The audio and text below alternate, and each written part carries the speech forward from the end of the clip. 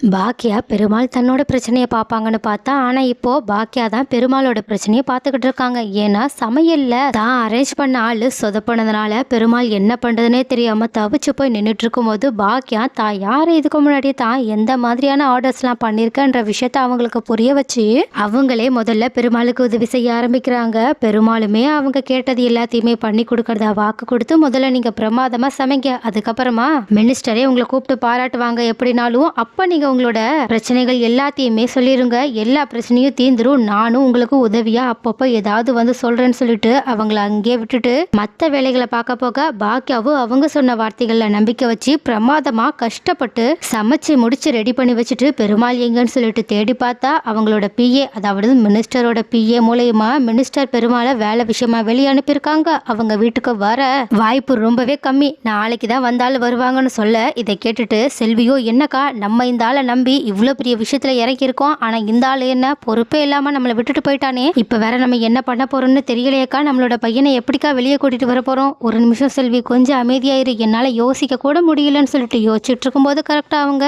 இன்னுமே டென்ஷன் ஆகணுன்றதுக்காகவே ஈஸ்வரி அவங்களுக்கு கால் பண்ணி, ஆமா நீ இப்போ எங்க இருக்க, என்ன பண்ணிக்கிட்டு இருக்கா, சிலியனோட பிரச்சனையை இன்னும் பெருசாக்க போறியா, அதான் ரெஸ்டாரண்ட்டை மூடிட்டல்ல, அப்புறம் எதுக்காக நீ இன்னும் வெளியே ஏதோ வேலை பார்க்குற மாதிரி நைட்டு ஃபுல்லா அங்க இருக்க, உனக்கு என்ன பிரச்சனை, சீக்கிரமா வீட்டுக்கு கிளம்பி வா, லேட் ஆகுது பாரு அப்படின்னு சொல்லிட்டு கண்ணா பின்னான்னு பாக்கியாவை கரிச்சு கொட்ட ஆரம்பிக்க. ஆனா பாக்கியாவும் கொஞ்சம் பொறுமையோட, இங்க பாருங்க நான் ஒரு முக்கியமான வேலையா வெளியே வந்திருக்கேன், கூடிய சீக்கிரம் நான் வீட்டுக்கு வந்துடுவேன், வந்ததுக்கு அப்புறமா நான் என்ன விஷயம்ன்றதை உங்ககிட்ட சொல்றேன், சரியா, தயவு செஞ்சு இப்ப போனை கட் பண்ணுங்களேன்னு சொல்ல, ஆனா ஈஸ்வரியும் அப்படி என்ன உனக்கு தலை போற வேலை, முதல்ல அந்த விஷயத்த சொல்லுன்னு நோண்டி நோண்டி கேள்வி கேட்க பாக்கியாவும் டென்ஷனோட, நான் இப்போ ஒரு ஆர்டர் விஷயமா வெளியே வந்திருக்கேன், என்ன ஏதுன்றதை டீட்டெயில்ட நான் வீட்டுக்கு வந்து சொல்றேன்னு சொல்லிட்டு உடனடியாக போனை கட் பண்ண. ஈஸ்வரியோ கொள்ள வெறியோட, என்ன இப்போ கூட அவ ஆர்டர் விஷயமா ரெஸ்டாரண்டோட ஆர்டர் விஷயமா வெளியே போயிருக்காளா, இந்த விஷயத்தை இதுக்கப்புறமாவும் அசால்ட்டை விட்டு வைக்க கூடாது, இவளுக்கு சரியான பாடத்தை கத்து கொடுத்தே ஆகணும்னு சொல்லிட்டு கோவத்தோட உட்காந்துருக்காங்க. சோ கைஸ், பாக்கியா எப்படி மினிஸ்டரை சந்திச்சு தன்னோட பிரச்சனைகளை சொல்லி செலியனை ஜெயில இருந்து வெளியே கூட்டிட்டு வர போறாங்க, அது மட்டும் இல்லாம ஈஸ்வரி மூலயமா தனக்கு இருக்கிற பிரச்சனைகளை அவங்க எப்படி தீர்த்துக்க போறாங்க,